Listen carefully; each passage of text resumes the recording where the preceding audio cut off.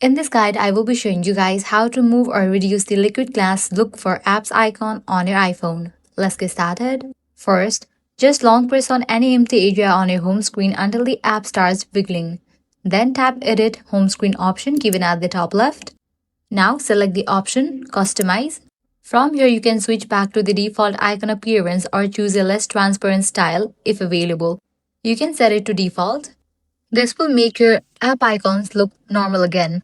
If this alone does not fix fully, what you can do is launch settings. Now scroll down and head over to the option accessibility. Then navigate to the option display and text size. Here you're going to find the option of reduce transparency and increase contrast. Adjust them to reduce that glass-like effect on your interface.